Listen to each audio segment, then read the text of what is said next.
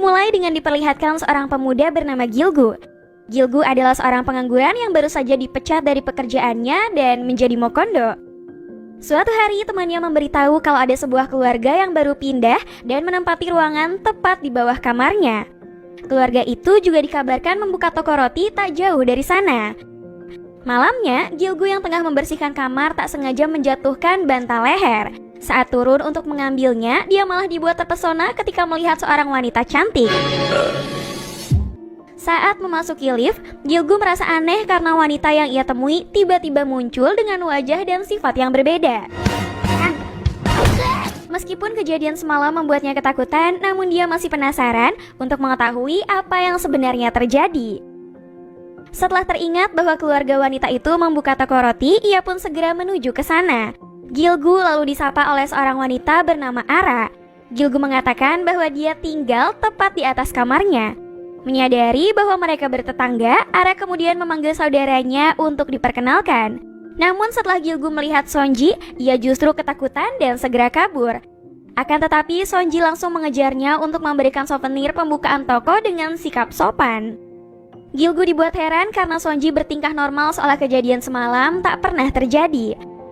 Malam harinya tepat pukul 2, Gilgu kembali dibuat bingung setelah melihat Sonji ada di luar. Gilgu yang penasaran kemudian turun dan mendapati Sonji meminta tolong setelah seorang pria berusaha menyekapnya. Dia pun segera menarik dan menghentikan pria tersebut.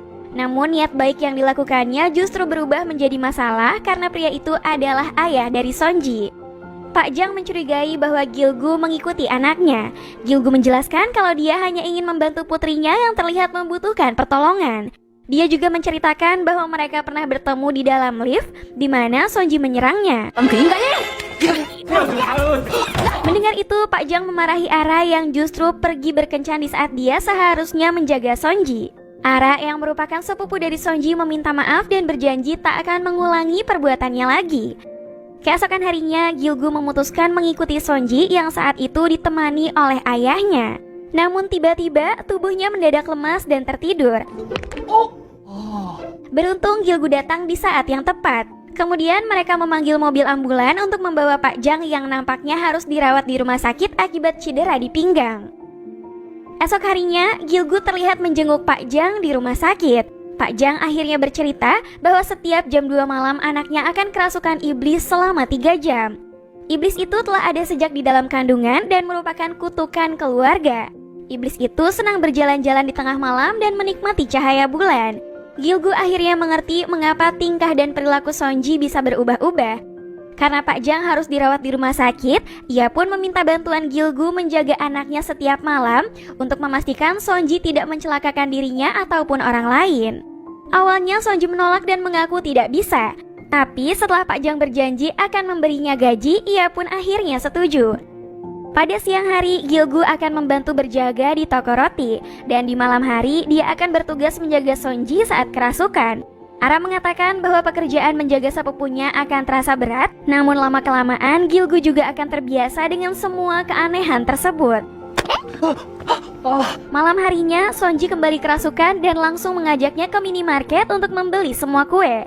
Kue itu ternyata diincar oleh seorang pembeli yang kemudian kesal karena tak kebagian. Wanita itu merasa jengkel karena Sonji sengaja menggodanya dengan memakan kue itu dengan lahap.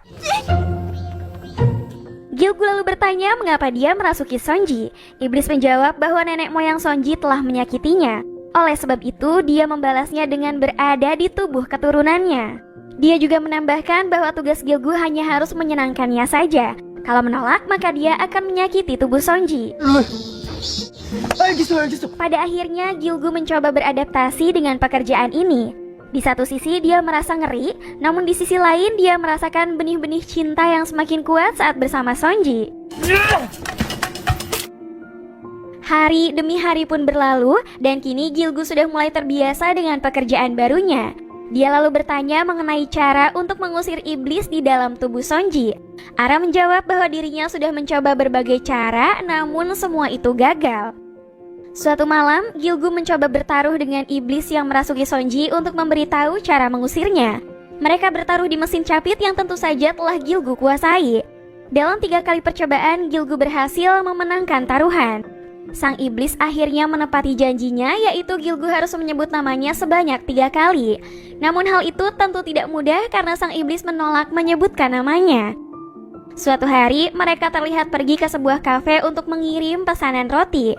Di sana, Gilgu tak sengaja menabrak seorang pria mencurigakan. Menyadari pria itu berniat jahat, Gilgu langsung bergerak cepat saat pria tersebut hendak menyentuh Sonji. Malam harinya, mereka mendapati seorang pria yang mencoba bundir dengan melompat dari atas jembatan. Para petugas polisi segera datang untuk mencegahnya. Namun alih-alih membantu, sang iblis justru memintanya untuk melompat.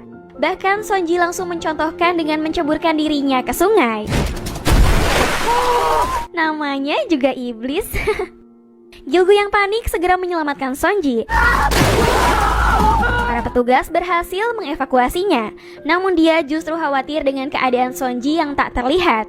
Beruntung tak lama kemudian, dia mendapat kabar bahwa Sonji terlihat berenang dengan kecepatan dan kemampuan seperti atlet profesional. Kejadian itu membuat heboh dan menjadi viral di seluruh negeri. Gilgu menjadi sasaran kemarahan sang ayah yang menganggapnya tak becus dalam menjaga Sonji. Kemudian Ara memberitahu Gilgu mengenai rencana Sonji yang akan kuliah di Prancis. Selama ini, Ara dan Pak Jang hanya berpura-pura mendukungnya, karena jika Sonji benar-benar pergi dengan kondisinya yang seperti sekarang, maka akan sangat merepotkan. Kabar itu membuatnya sangat sedih karena tak lama lagi Gilgu akan berpisah dengan wanita yang dia sukai. Malam harinya, Gilgu berinisiatif mengajaknya nonton bioskop. Saat itu terjadi momen romantis di mana Sonji memegang tangan Gilgu. Namun kegembiraan itu hanya sesaat karena sang iblis kembali merasuki Sonji yang langsung menertawakannya. Gilgu kembali menanyakan cara agar iblis mau meninggalkan Sonji, mengingat sebentar lagi dia akan pergi ke Perancis. Sang iblis akan pergi jika Gilgu bersedia menuruti semua keinginannya. Permintaan pertamanya adalah ke pantai. Mereka akhirnya pergi untuk menikmati waktu dengan berfoto dan makan kue. Malam harinya saat sedang kerasukan, Gilgu kembali menanyakan cara agar ia bisa segera meninggalkan tubuh Sonji. Namun pertanyaan itu membuat iblis murka karena tak ada orang yang benar-benar tulus membuatnya senang dan hanya ingin mengusirnya. Tiba-tiba langkah kakinya terhenti saat dia melihat sebuah tali yang tergantung di atas jalan. Bahkan ia seperti ketakutan sebelum akhirnya Gilgu datang dan membantu. Dia lalu meminta maaf atas ucapannya yang menyakiti hati sang iblis. Dia juga berjanji akan berusaha dengan tulus membahagiakan sang iblis. Kemudian Gilgu mengajaknya pergi ke suatu wahana permainan yang diinginkan oleh iblis. Tempat ini membuatnya teringat akan masa kecilnya saat bermain bersama kedua orang tuanya. Di sana mereka juga menikmati waktu dan bersenang-senang. Hari berikutnya, Gilgu mengajaknya pergi ke sebuah taman. Mereka melewati malam dengan berfoto dan bergembira. Setelah itu mereka mengajak Ara dan temannya ke sebuah klub malam. Namun Gilgu kembali dibuat panik dengan perilaku sang iblis yang mengganggu para pengunjung. Tak hanya itu, ia juga dibuat bingung karena Sonji tiba-tiba menghilang. Ternyata dia sedang diganggu oleh pria yang tempo hari pernah bertabrakan dengannya, sehingga Gilgu dengan cepat segera menolongnya. Tak berhenti sampai di situ, pria tersebut juga datang ke toko roti. Rupanya pria yang bernama Yongsik adalah seorang dukun. Ia mengetahui bahwa ada iblis yang bersarang di dalam tubuh Sonji. Yongsik juga telah mengamati semua gerak-geriknya dan akan membantu mengusir iblis tersebut. Namun Gilgu merasa khawatir dan menceritakan hal itu pada Pak Jang. Pak Jang meminta Gilgu untuk tenang agar tak memancing amarah sang iblis. Malam itu, Sonji terlihat menolong seorang wanita, di mana wanita itu memberinya sebuah permen sebagai ungkapan terima kasih. Namun saat Sonji memakannya, ia tiba-tiba tak sadarkan diri. Gilgu dibuat khawatir karena Sonji belum juga pulang. Ia lalu meminta Pak Jang untuk melacak keberadaan Sonji. Berbekal dari hasil pelacakan, Gilgu akhirnya bergegas pergi. Ternyata orang yang sudah menculik Sonji adalah Yongsik. Kemudian ia pun memulai upacara pengusiran iblis. Namun iblis dalam diri Sonji tak bisa melawan karena kekuatannya tergantung pada sinar bulan. Beruntung Gilgu segera datang dan menghentikan upacara tersebut. Meskipun awalnya sempat tumbang, namun dia kembali bangkit dan berhasil mengalahkan dukun tersebut. Di dalam mobil, sang iblis bercerita awal mula semua kejadian ini. Dulu terjadi wabah penyakit dan kekeringan yang mengakibatkan banyak orang menjadi korban dan orang tua sang iblis ikut meninggal dunia. Kemudian ada seorang dukun yang berkata bahwa semua orang akan mati jika mereka tak memberikan persembahan. Dia pun dipilih menjadi korban dan dikepung oleh warga sebagai persembahan. Lalu sebuah keluarga berbaik hati mengubur abunya ke dalam sebuah guci. Saat berada di dalamnya, semua rasa sakit dan kesedihannya perlahan mulai memudar. Namun sayang, ketenangannya harus terganggu saat nenek buyut Sonji menemukan guci itu. Oleh karena itu, dia pun merasuki tubuhnya secara turun-temurun hingga sampai kepada Sonji. Seiring berjalannya waktu, dia justru merasa betah di keluarga itu setelah merasakan kehangatan dan kebahagiaan. Sebenarnya, dengan berada terlalu lama di luar guci, justru akan membuatnya semakin lemah dan musnah. Sesuai perhitungannya, dia akan hilang di bulan purnama ke-1000 yang sebentar lagi akan tiba. Satu-satunya cara agar arwahnya kembali tenang adalah dengan berada di dalam guci yang dulu pernah dia tempati. Namun peluang itu seperti sebuah mimpi yang tak mungkin terjadi karena guci itu telah lama hilang. Mendengar semua itu, Gilgu sangat ingin menolongnya. Namun dia tak tahu harus memulainya dari mana. Seketika Gilgu teringat akan cerita Sonji mengenai nenek buyutnya. Sehingga ia pun menanyakan pada Pak Jang soal keberadaan rumah tersebut. Untungnya rumah itu masih ada sehingga Pak Jang langsung memberitahukan lokasi rumah nenek buyut. Setelah melakukan perjalanan yang cukup jauh, Gilgu akhirnya menemukan rumah tersebut.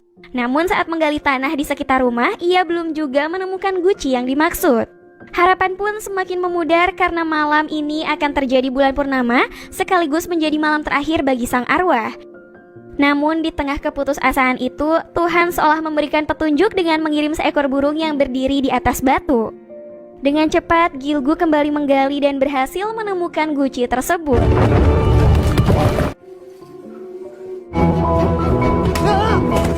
Arwah dalam diri Sonji berusaha menikmati malam terakhirnya. Bersama sang ayah, mereka berdua menyusuri malam dengan berjalan santai.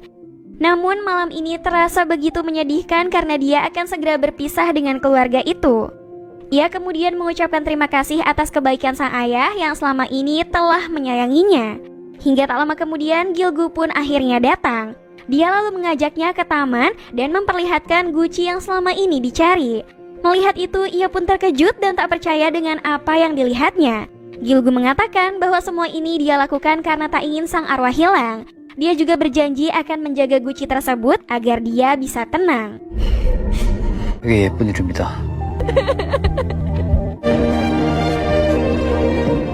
Kemudian dia memberitahukan nama aslinya agar bisa kembali ke dalam guci.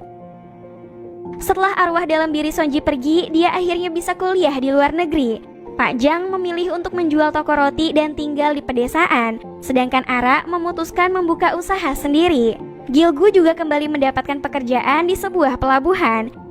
Singkat cerita, beberapa tahun kemudian, Sonji memutuskan untuk pulang kampung. Dia kembali teringat momen indah kebersamaannya dengan Gilgu dan ternyata mereka berdua saling mencintai.